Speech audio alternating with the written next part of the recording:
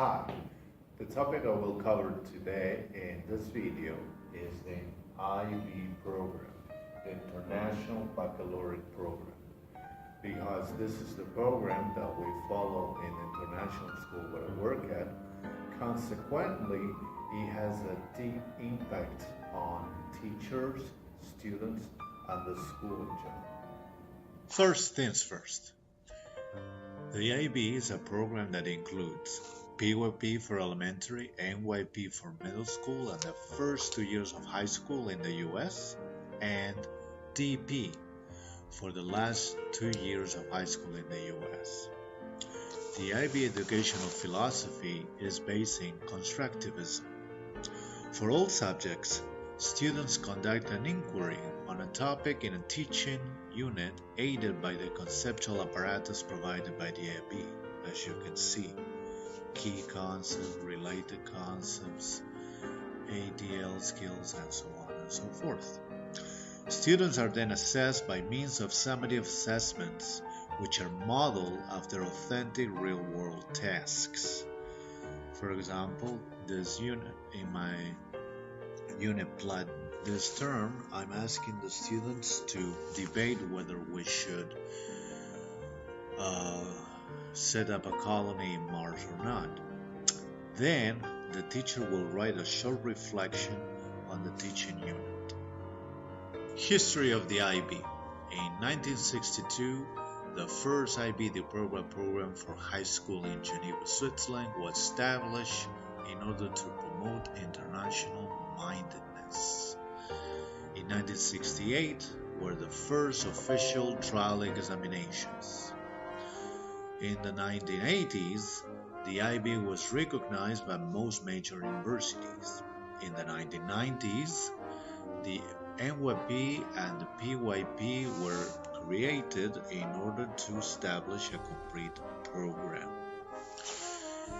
In the early years of the 21st century, the program expanded rapidly throughout the world, as you can see on the chart. On the year 2018, the IB already has 50 years since its foundation, and as you can see on the chart, it keeps growing. Strengths and weaknesses. The first strength is that the IB has international recognition and it's great for mobile families and students who want to go to college in a foreign country. The second strength is that it is student-centered and it places great emphasis on collaborative learning. The weaknesses. First, the IB philosophy is complex and multifaceted and takes a long time to understand and master.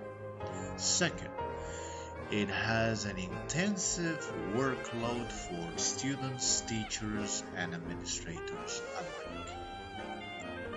How the IB affects students. Students have to learn the concepts in the inquiry of teaching units and live up to the learner profile attributes. Students also have to take the summative assessments rather than formative tests. As for teachers, we have to design and implement the inquiry and the summative assessments for each unit plan, and with an average of 4 unit plans per year. We also have to attend several IB workshops. It takes an average of 3 years to become a fully functional IB teacher. As for the school needs to have an IB trained librarian and appoint coordinators for the PYP, NYP, and DP. We also have to create a mission statement as a whole, approved by all members of the community. Finally, as for society, students have to do an SA, Service as Action activity, every year.